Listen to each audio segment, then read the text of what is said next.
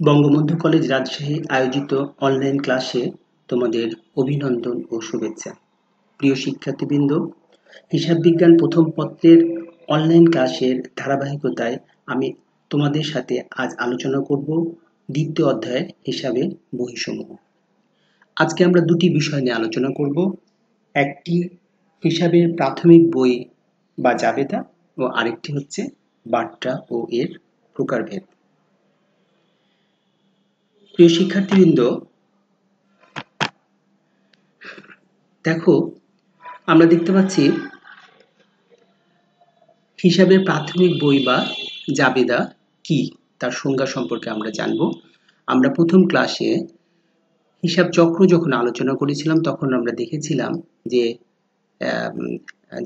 জাবেদা হচ্ছে হিসাব চক্রের দ্বিতীয় ধাপ।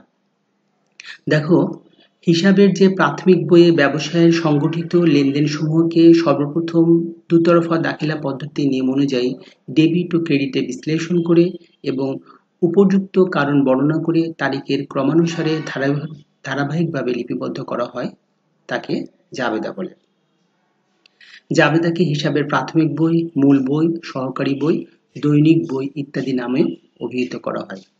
হিসাব চক্রের ধাপ অনুযায়ী লেনদেন শনাক্ত করার পর সর্বপ্রথম জাবেদায় তারিখ অনুযায়ী লিপিবদ্ধ করা হয়। সুতরাং জাবেদাই হচ্ছে হিসাবের প্রাথমিক বই। প্রিয় শিক্ষার্থীরা, আমরা এতক্ষণ যা আলোচনা করলাম আমরা দেখতে পেলাম যে ব্যবসায়ে দৈনন্দিন যে লেনদেনগুলো সংঘটিত হয় সেই লেনদেনগুলি থেকে দুটো হিসাব বের করে আমরা পূর্বে আলোচনা করেছি হিসাবের ডেবিট ক্রেডিট নির্ণয় সূত্র। সেই সূত্র অনুযায়ী আমরা ডেবিট এবং ক্রেডিটের বিশ্লেষণ করে এবং একটি জাবেদার একটি নির্দিষ্ট ছক আছে, সেই ছকে তারিখের ক্রম অনুসারে ধারাবাহিকভাবে লিপিবদ্ধ করা হয়, তাকে বলছি আমরা জাবেদা। এবার আমরা জাবেদার বৈশিষ্ট্য সম্পর্কে একটু জেনে নিই। প্রিয় শিক্ষার্থীবৃন্দ, যদিও আমাদের সৃজনশীল অঙ্কে থিওরিটিক্যাল কোনো প্রশ্ন আসে না, কিন্তু আমাদেরকে জাবেদা সম্পর্কে জানতে হবে এবং এগুলো যদি না জানি তাহলে আমাদের অবজেক্টিভ প্রশ্নে অ্যান্সার করতে আমাদের অসুবিধা হবে। প্রিয় শিক্ষার্থীবৃন্দ, আমরা দেখি জাবেদার বৈশিষ্ট্য। জাবেদার বৈশিষ্ট্য আমরা জাবেদার উপরে জাবেদার যে সংজ্ঞা আছে সেই সংজ্ঞাটাকে আমরা বিশ্লেষণ করে জাবেদার বৈশিষ্ট্যগুলো পেয়ে যাব। দেখো, এক নম্বর বৈশিষ্ট্য হচ্ছে হিসাব চক্রের দ্বিতীয় স্তর। আধুনিক হিসাব চক্রের প্রথম ধাপ হলো লেনদেন শনাক্তকরণ এবং দ্বিতীয় ধাপ হলো জাবেদাভুক্তকরণ। আমরা হিসাব চক্রের দ্বিতীয় স্তরে দেখেছি যে জাবেদা হচ্ছে হিসাব চক্রের দ্বিতীয় স্তর।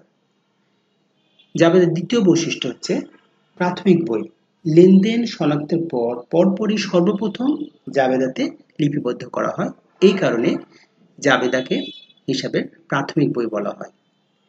নেক্সট দেখো, লেখা আছে তারিখ অনুযায়ী লিপিবদ্ধকরণ। জাবেদার মধ্যে লেনদেন সমূহকে তারিখ অনুযায়ী লিপিবদ্ধ করা হয়, অর্থাৎ যে লেনদেনটি যেই তারিখে সংগঠিত হবে সেই তারিখেই লিপিবদ্ধ করতে হবে, তারিখের ক্রমানুসারে লিপিবদ্ধ করতে হবে। অর্থাৎ 1 তারিখের লেনদেনটি 1 তারিখে লিখতে হবে, 2 তারিখের লেনদেনটি 2 তারিখেই লিখতে হবে। নেক্সট দেখো, লেখা আছে ব্যাখ্যা। আমি একটি হিসাবকে এবং ডেবিট এবং একটি হিসাবকে আমি ক্রেডিট করলাম, আমি কেন ওই হিসাবটিকে ডেবিট এবং ক্রেডিট করলাম সেটা সেই ব্যাখ্যাটাও আমাকে লিখতে হবে। এই কারণে দেখো আমাদের উপযুক্ত আমাদের সংজ্ঞাতে লেখা আছে উপযুক্ত কারণ বর্ণনা করে, অর্থাৎ ব্যাখ্যা করে লিখতে হবে। আমাদের 5 নম্বর বৈশিষ্ট্য আছে দ্বৈত সত্তা।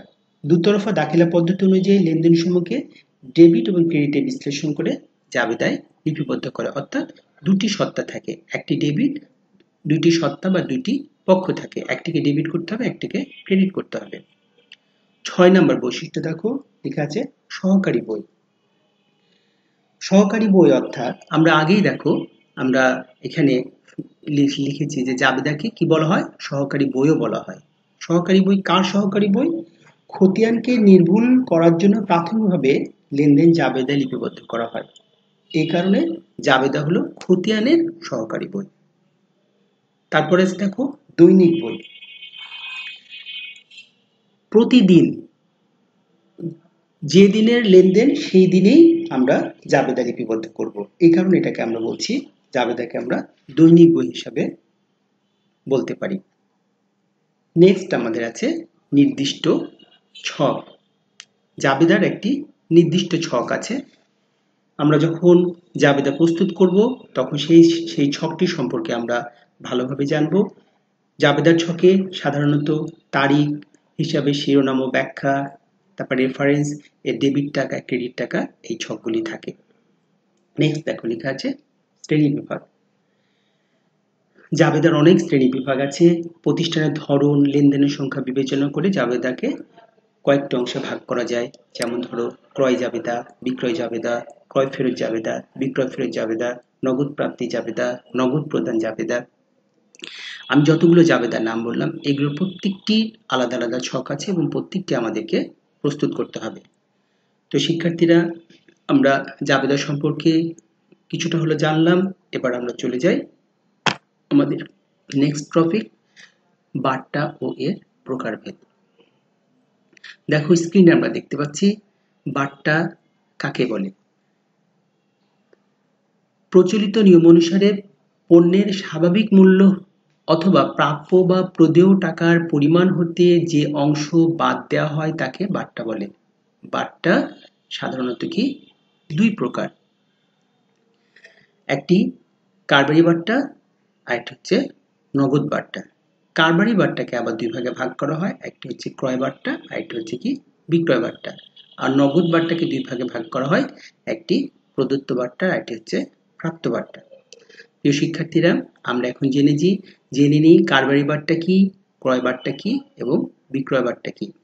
দেখো কারবারি বার্তা, তাহলে আমরা দেখতে পাচ্ছি আমরা যখন পণ্য ক্রয় করি অর্থাৎ মূল্য তালিকায় লিখিত ও পণ্যের নির্দিষ্ট মূল্যের উপর সাধারণত উৎপাদক পাইকারি ব্যবসায়ীকে এবং পাইকারি খুচরা ব্যবসায়ীকে নির্দিষ্ট হারে কিছু পরিমাণ টাকা ছাড় দিয়ে থাকে। এই ছাড়ই হলো কি কারবারি বার্তা। অর্থাৎ দেখো, তাহলে কারবারি বার্তা এখানে আমরা বলেছি দুই প্রকার। তাহলে এখানে আমরা এটাকে আলোচনা করতে পারি যে ক্রয় বার্তা কোনটা আর বিক্রয় বার্তা কোনটা। ক্রয় বার্তা হলো যে পণ্য যখন ক্রয় করবে ক্রেতার নিকট এটি ক্রয় বার্তা আর বিক্রেতার নিকট এটি বিক্রয় বার্তা। শিক্ষার্থীরা, তাহলে আমরা জানলাম তোমার বিক্রেতার জন্য হবে বিক্রয় বার্তা আর ক্রেতার জন্য হবে কি ক্রয় বার্তা। আমরা ডিটেইলস যদি আলোচনা করি, পণ্য ক্রয়ের সময় তালিকা মূল্য হতে যে ছাড় পাওয়া যায়, পণ্য ক্রয়ের সময় তালিকা মূল্য হতে যে ছাড় পাওয়া যায় তাকে বলা হয় ক্রয় বার্তা।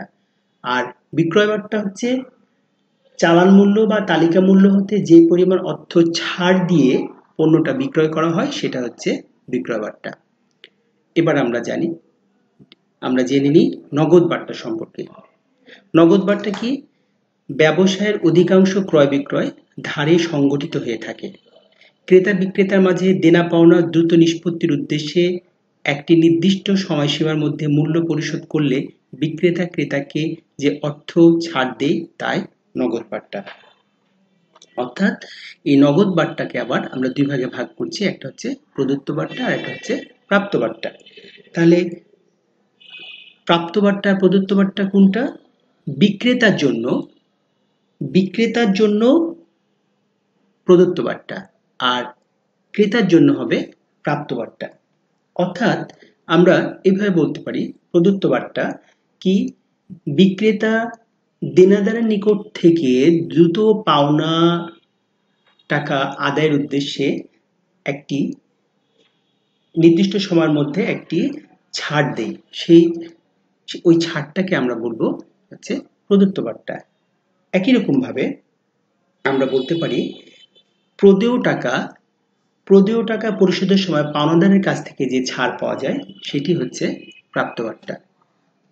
প্রিয় শিক্ষার্থীবৃন্দ, এই বারটা অত্যন্ত গুরুত্বপূর্ণ একটি বিষয়, কারণ আমরা যখন জাবেদা করব তখন এই কারবারি বারটা, তারপরে নগদ বারটা আমার জাবেদার সময় লাগবে। আমরা যখন নগদান বই করব তখন আমরা নগদান বই কোনটা কারবারি বারটা এবং কোনটা নগদ বারটা এটা যদি চিহ্নিত করতে না পারি তাহলে আমাদের বুঝতে অসুবিধা হবে। অতএব এটি আমাদেরকে ভালোভাবে জানতে হবে। আমরা যখন প্রয়োগমূলক অঙ্কে যাব, আমরা যখন অঙ্ক শুরু করব তখন তোমরা আরো ভালোভাবে বুঝতে পারবে। আজকে এ পর্যন্ত, সকলকে ধন্যবাদ।